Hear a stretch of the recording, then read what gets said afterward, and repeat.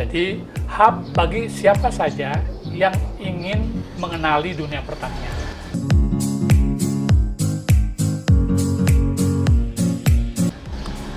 Agro Learning Center sengaja mendesain tempat ini sedemikian santai, sebuah kebun sederhana.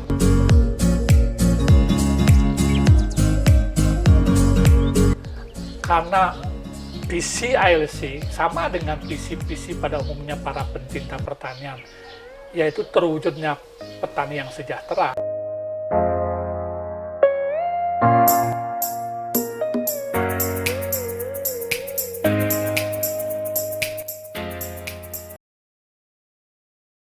Sahabat ALC, Agro Learning Center, sebuah kata yang mungkin baru didengar, tapi kita akan membahas itu bersama rekan kita di sini, founder dari ALC, Bapak Nyoman Baskara. Pak Nyoman, sehat? Mantap. Selalu mantap. Jadi fokus kita adalah hari ini adalah pertanyaan tentang ALC itu apa sih, gitu ya. Ya, sahabat ALC nih, banyak sahabat ALC tapi belum tentu tahu ALC itu. Dan kita membuat ALC Talk dan harapan kita adalah semua orang boleh paham. Ya. Pertanyaan pertama paling gampang sekali, apakah ALC Agro Learning Center itu semacam pusat belajar pertanian dalam arti luas atau hanya sekedar kumpul-kumpul, Pak Man? Ini pertanyaan pertama sudah sangat sulit. Agro Learning Center itu hanya sebuah hub sebetulnya untuk didedikasikan untuk kepentingan masyarakat. Baik masyarakat di sekitar, terutama masyarakat anak muda justru. Disebutnya hub agar bahasanya lebih membumi di zaman kekinian. Jadi hub bagi siapa saja yang ingin mengenali dunia pertanian. Agro Learning Center sengaja mendesain tempat ini sedemikian santai, sebuah kebun sederhana, tapi sangat santai, sangat ramah. Tujuannya tidak lain adalah untuk menggait minat orang berkunjung dulu ke Agro Learning Center. Oleh karenanya, atmosfernya dibuat sedemikian rupa, mulai dari tembok-tembok diisi dengan mural yang berdimensi pertanian, melibatkan banyak teman-teman, para artis mural. Demikian juga para tokoh-tokoh pencinta pertanian, para pelaku penyuluhan pertanian ini bergabung di sini. Jadi, sebagaimana namanya, mereka tidak hanya sekedar tahu apa itu bertani sebetulnya. Lewat Agro Learning Center, mereka banyak bisa belajar, mendengar, melihat langsung, dan praktek langsung bagaimana sesungguhnya melakukan budidaya pertanian itu. Untuk melengkapi fungsi learningnya, Agro Learning Center sengaja mengundang banyak pihak, mulai dari para ahli dari berbagai kampus, para pendamping masyarakat petani ya di desa-desa, para birokrasi yang selama ini juga sangat-sangat concern bagaimana membantu pertanian. Ini kita integrasikan jadi satu. Dan mereka dalam konteks berintegrasi dengan para peminat, pengunjung, itu berjalan natural sekali. Jadi seperti tidak ada sekat antara satu dengan yang lain. Itulah Agro Learning Center yang sengaja kita dedikasikan di lahan seluas 30 are dan di tengah kota dan di tengah pemukiman. Itu kurang lebih. Ya. Sepertinya ALC ini seperti apa ya, pusat yang menarik semua stakeholder. Kemudian sepertinya ALC akan mendominasi. Sepertinya ALC akan membuat semua menjadi tumpang tindih. Apakah seperti itu atau ALC susah ngomongnya? Karena barang baru jadi agak susah. Lama-lama kita akan itu Pak. Oke. ALC tidak akan pernah bersaing dengan siapapun, apalagi overlap dengan lembaga manapun. Kehadiran ALC sejak awal didedikasikan sebagai katalisator semua pihak. Lembaga ALC ini boleh dikata juga sebagai mediator semua pihak, terutama kalangan-kalangan yang memang ingin berbuat sesuatu pada kemajuan dunia pertanian. Nah, oleh karenanya, saya bersama tim di ALC selalu berupaya semaksimal mungkin mengundang semua stakeholder untuk terlibat dalam sebuah komunitas. Itulah kemudian ALC melahirkan, atau saudara kembar kita sebutnya, Kita Indonesia. Jadi kami ALC tidak pernah akan terjun ke satu bisnis yang akan menjadi kompetitor dari para pebisnis agro, tidak. Tujuan ALC hadir adalah mengintegrasikan semua sumber daya yang terkait dengan pembangunan pertanian berkelanjutan. Itu sebetulnya. Yang tidak kalah penting, karena visi ALC sama dengan visi-visi pada umumnya para pencinta pertanian, yaitu terwujudnya petani yang sejahtera, maka mau tidak mau ALC harus konsekuen dengan posisi itu. Dia tidak menjadi barrier komunikasi antar sahabat yang tergabung dalam Kita Indonesia, antara sahabat ALC. Tetapi dia posisinya adalah connecting people. Itu, Iwan. Ya, saya lihat juga di grup Kita Indonesia, membernya banyak sekali. Dari profesor sampai petani biasa. Ya, Nah, sampai asisten menteri. asisten menteri. Nah, bagaimana Pak Man mengatur jalur informasi komunikasi? Ada yang punya ego, ada yang punya harapan ingin didengar, ada yang punya keinginan untuk terlihat juga pendapat-pendapatnya. Ya, saya mulai dari tagline yang sederhana. Tagline-nya apa? Kita Indonesia, sebuah singkatan komunitas inovasi teknologi agro Indonesia. Tagline-nya di situ adalah Kita Cinta Pertanian, KCP. KCP. Jadi siapapun dia, dalam posisi dia sebagai pejabat, sebagai pelaku bisnis, sebagai riset atau seorang yang menekuni dunia riset, politisi, ahli hukum yang peduli pada dunia pertanian, itu kita betul-betul berikan medan berkomunikasi dengan berbagai pihak. Nah, ini berjalan natural sekali. Jadi saya sekali lagi tidak pernah mendrive, sama sekali tidak pernah mendrive, terjadi sebuah interaksi komunikasi yang secara natural. Kadang-kadang ada teman media mengangkat sebuah isu tentang pertanian, lalu ini direspon. Dan bagusnya responnya tidak ada mendiskreditkan pemerintah.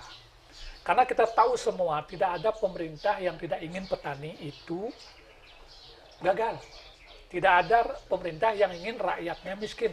Semua pemerintah, semua pemimpin dimanapun dia berada, terlebih-lebih di Indonesia, pasti ingin rakyatnya sejahtera. Tapi permasalahannya how-nya, know-how-nya. Oleh karenanya, menurut saya, di ALC atau seluruh sahabat ALC, seluruh tokoh Kita Indonesia itu benar-benar yang mereka lakukan secara natural adalah menekan egonya. Dan mereka ketika ada someone berbicara tentang satu isu, mereka dengan penuh sadar menyimak. Itu yang terjadi sampai sekarang ini. Dan sekali-sekali saya menyapa, memberikan memberi penyemangatan. Entah pagi-pagi saya kirim semangat pagi Kita Indonesia, semangat pagi sahabat ALC.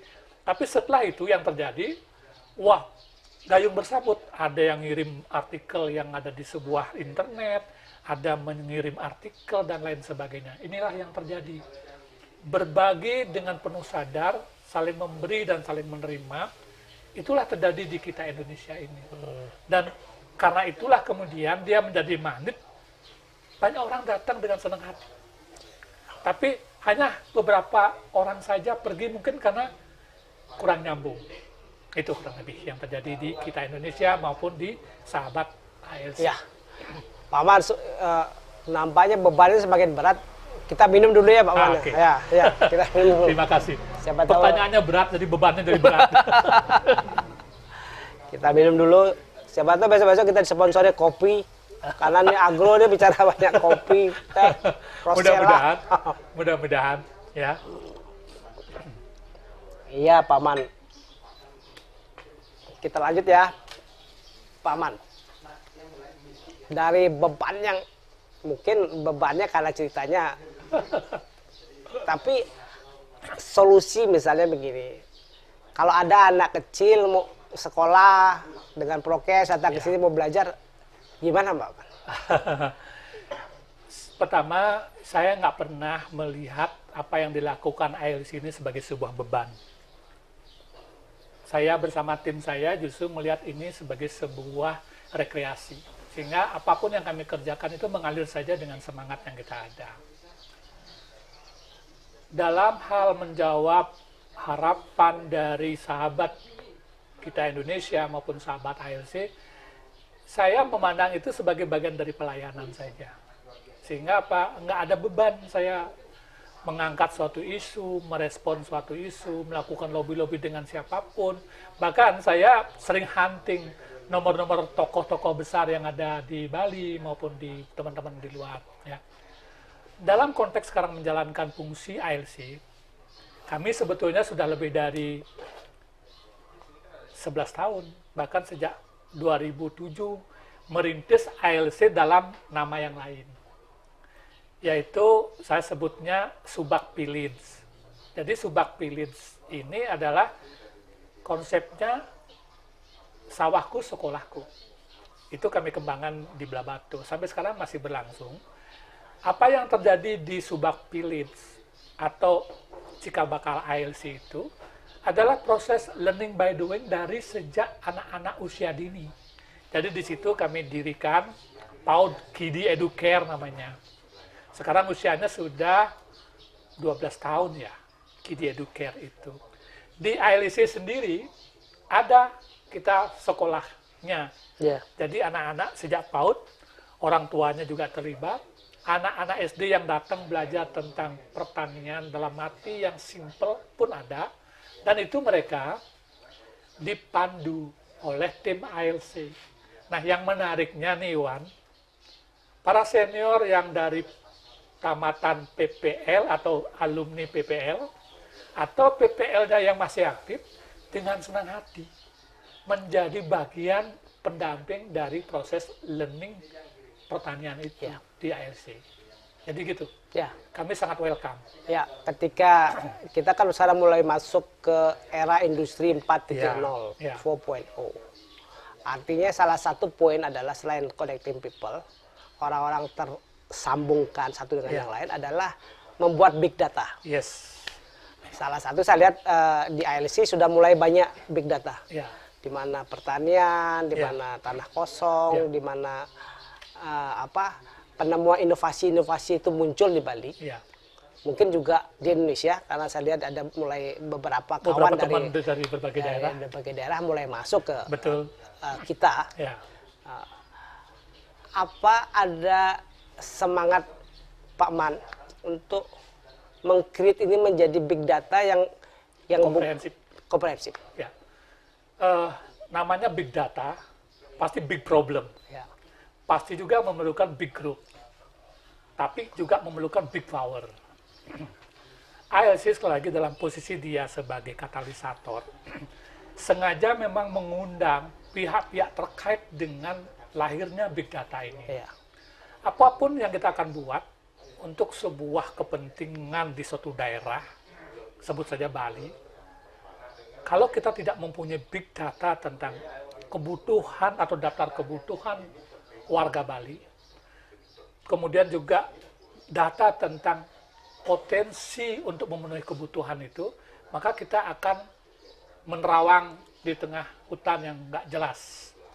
Oleh karenanya sejak awal ILC menginisiasi kepada berbagai pihak.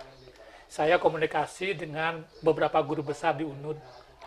Saya berkoordinasi dengan beberapa teman di berbagai kampus swasta di Bali untuk duduk bersama, termasuk dalam hal ini BI, BPS, beberapa LSM, untuk duduk bersama memikirkan lahirnya big data ini.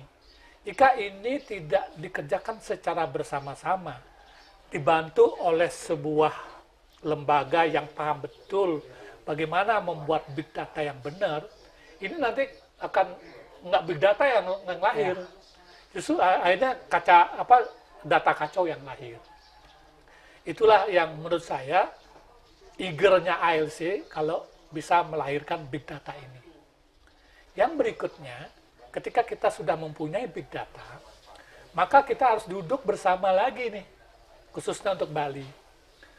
Bahwa saya mencoba melemparkan sebuah paradigma baru mengembangkan ekonomi Bali. Bali mestinya dikembangkan dengan menjadikan pembangunan pertanian berkelanjutan sebagai lokomotif ekonomi. Pariwisata itu bonus. Jadi ketika dunia pertanian di Bali yang ada semua di desa-desa itu berkembang berkelanjutan, nggak perlu ngomong mengundang tamu, terlebih-lebih dengan dunia digital saat ini, kita tinggal set, dunia akan kembali datang ke Bali. Itu menurut saya. Sehingga dengan demikian, inovasi-inovasi, teknologi-teknologi terkait dengan pertanian berkelanjutan atau zero waste agriculture, itu sebuah keniscayaan. Dan kita perlu dorong para anak muda, para peneliti, melahirkan inovasi-inovasi itu, melahirkan teknologi-teknologi itu. Dan yang terpenting, kemudian mendekatkan teknologi itu dengan para pelaku pertanian, khususnya anak muda. Kalau anak muda kita ajak sekarang bertani dengan pola konvensional, pasti mereka lari. Mereka pasti tidak mau, apalagi tidak ada kepastian. Ya, kalau sekarang anak muda kita tunjukkan bagaimana pertanian modern yang lekat dengan teknologi, digital system, dan punya value yang bagus, nggak perlu ngomong banyak, mereka akan menekunin ini dengan dua tujuan. Anak-anak muda sekarang, pertama, sedikit tujuan ekonominya, tetapi tujuan yang kedua dia lebih penting, mengeksplor dirinya, mengeksplor potensi dirinya. Itu justru menjadi prioritas anak muda sekarang, karena dia paham dengan kemampuan eksplorasi, dia akan bisa mendatangkan sumber pendapatan. Itu kan? Ya, Bli. Bahaya dari big data itu dia akan menjadi semacam peta buta. Bila tidak ada yang melakukan akselerasi di, ya, apalagi di Bali yang ada 9 kabupaten ya, kota, ya, ada ribuan desa, betul, ada banyak sekali tempat-tempat ya, yang bisa diakselerasi, dipercepat. betul. Cuman sekarang nampaknya kita kelupaan urusan pertanian. Itu dia. Sehingga kita mencari tukang nyetek bonsai aja susah. Oke. Tukang tanam susah. Susah.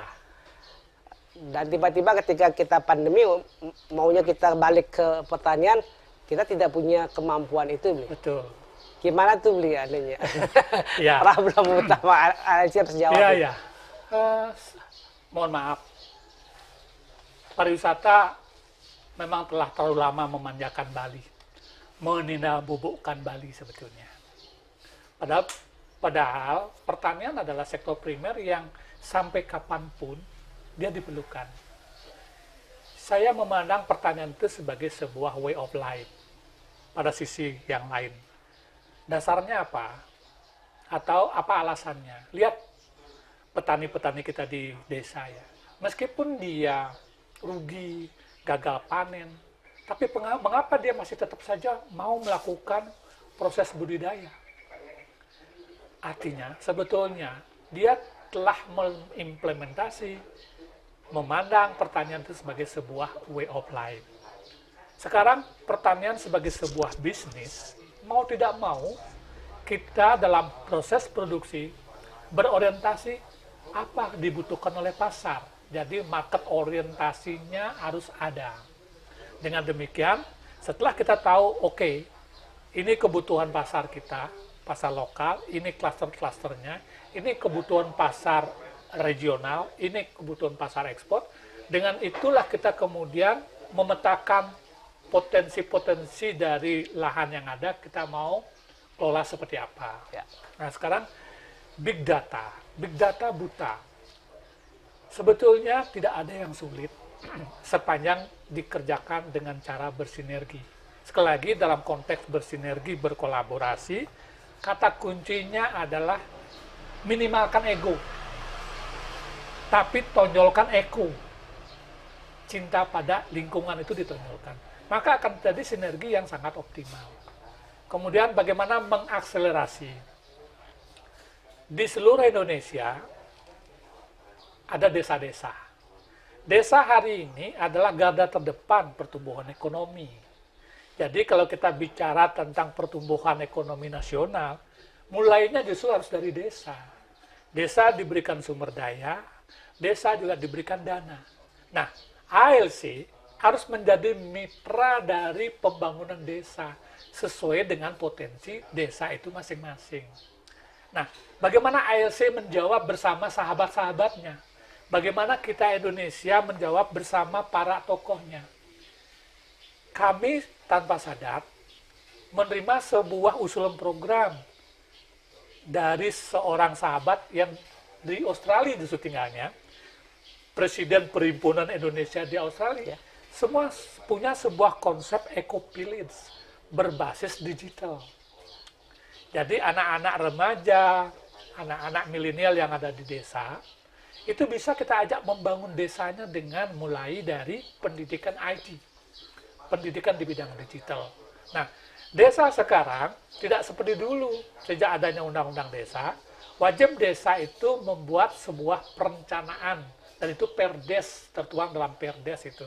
Sebelum itu semua, mereka harus melakukan musrenbang des. Harus diajak ini masyarakatnya, mau dibawa kemana desa itu. Visi, misi, dan janji kampanye kepala desa pun harus tertuang di dalam framework dari perdes itu. Nah, di sini ALC harus hadir. Nah, ALC, siapa yang dimaksud ALC dalam hal ini? Bukan saya pribadi, tetapi seluruh sahabat ALC. Misalnya, ketika seorang pejabat diperlukan yang mewilayahi pembangunan desa, ALC kontak dengan Kepala BPMPD Provinsi Bali. Karena dia yang punya wilayah itu. Saya langsung kontak, Pak, kami punya rencana begini, mohon dapat dipertimbangkan menjadi bagian. Kemudian, saya tidak di situ saja berhenti. Saya cari tahu siapa ketua forum kepala desa se-Bali. Saya cari orangnya, kebetulan sahabat saya. Saya cari lagi orang yang paham di bidang internet. Ini kemudian kita kolaborasikan, menjadilah sebuah rumusan bersama. Itu Iwan. Jadi sebetulnya akselerasi itu terjadi ketika seluruh stakeholder, seluruh sumber daya bisa kita integrasikan dalam suatu framework. Ya, sahabat ALC, yang perlu kita pahami sekarang adalah 2019 kita sampai pada pencapaian tertinggi. Kita punya 6 juta turis warga negara asing, 10 juta turis warga Nusantara. Ya. Persoalan kemudian itu hilang. Kemudian ayam-ayam tetap bertelur, beli. Ya. Sayur-sayur tetap membesar. Ya. Lalu kita kehilangan goyah. Ini. Jadi sebenarnya pariwisata juga mendukung pertanian, pertanian juga mendukung pariwisata. Ya. Nah, kedepannya ini kan kita harus lebih banyak mendiskusikan ini. Betul. Prepare lah persiapan-persiapan itu dengan visi misi format pariwisata terbaru setelah pandemi. Ya, ya. Apakah ALC kan mampu mengambil pekerjaan itu sedikit? Ya. Jadi kalau kita bilang mampu, mungkin kesannya sombong. Sebetulnya tidak ada yang sulit sekali lagi. ALC bukan bekerja sendiri. Yang perlu kita sepakatin saat ini adalah paradigma pariwisata kita seperti apa. Kan begitu. Saya berpikirnya sekali lagi, harus ada linkage antara pertanian dan pariwisata. Kebalik. Selama ini, mohon maaf harus saya sampaikan, dunia pariwisata kita di Bali itu disubsidi oleh sektor pertanian sebetulnya. Karena seluruh atraksi berbasis budaya itu terjadi lewat kreativitas seni budaya pertanian yang tidak pernah minta ongkos dari para pelaku industri pariwisata. Ini atraksi inilah yang menjadi produk istimewa dari teman-teman pelaku industri, mengajak turisnya datang ke desa, mengajak ke kelompok turisnya untuk datang ke sebuah event festival di desa. Kan itu yang terjadi. Nah, lupa teman-teman industri itu berterima kasih sama pelaku kreativitas ini. Ini suatu kekeliruan yang besar. Ke depan sekali lagi, paradigma kita di Bali khususnya, adalah stop kita menjadikan dunia pariwisata sebagai lokomotif ekonomi. Stop. Karena efek buruknya itu besar sekali. Dampak sosialnya besar sekali. Karena apa? Industri namanya, yang dipikir adalah making money, dan tidak mau tahu tentang efek lingkungan. Meskipun mereka sudah terikat dengan namanya SDGs. Tapi itu kapitalis lain bicaranya. Tetapi ketika paradigma kita hari ini membangun Bali dari desa, dengan sektor pertanian sebagai lokomotifnya, maka yang terjadi, keseimbangan baru tentang ekosistem Bali akan terjadi, dan pariwisata dengan sendirinya akan datang, karena value added yang ada pada Bali itu sudah mendunia. Kita tinggal membalik saja sedikit, tetap pariwisata kita akan jadikan lokomotif, tapi dia bukan satu-satunya. Dia justru kalau boleh, dia menjadi partner lokomotif dari pertanian itu sendiri. Nah, pertaniannya seperti apa? Harus pertanian yang ramah lingkungan. Jangan berpikir pertanian yang tidak ramah lingkungan. Kita harus stop itu semua. Tradisi kita, para leluhur kita telah mengajarkan bagaimana zero waste agriculture. Pertanian zero limbah. Tinggal kita duplikasi itu kembali, kita ATM itu kembali, ditambahkan dengan inovasi-inovasi, teknologi-teknologi yang terkini. Nah, yang mendukung itu semua, mengapa tidak perlu khawatir tentang wisatawan? Karena lewat kegiatan budaya pada pertanian di seluruh desa, kita bisa beritahu dunia lewat digital. Ini peran dari anak muda yang nantinya menjadi pelaku-pelaku digital, dan dia akan menjadi pemandu dari jurnalis nomad. Tren ke depan akan begitu. Jurnalis itu tidak mau datang nginep di hotel-hotel dan lain sebagainya. Mereka akan datang di desa, memotret keunikan yang terjadi di desa itu, mengangkat nilai-nilai ekonomi yang ada di desa itu. Itu ke depan, Pak. Ya, terima kasih, Bli. Sahabat ALC, tidak ada yang perlu disimpulkan karena ALC ini baru melangkah beberapa langkah nampaknya. Dan akan melangkah terus, Bli, ya? Terus melangkah. Akan melangkah terus, menemani kita semua. Dan mudah-mudahan apa yang menjadi diskusi hari ini menjadi mimpi-mimpi besar dari sahabat-sahabat ALC untuk mewujudkan baik secara mandiri maupun bergrup, ya, berkomunitas. Demikian, dan semangat ALC. Semangat ALC. ALC adalah kita Indonesia. Semangat.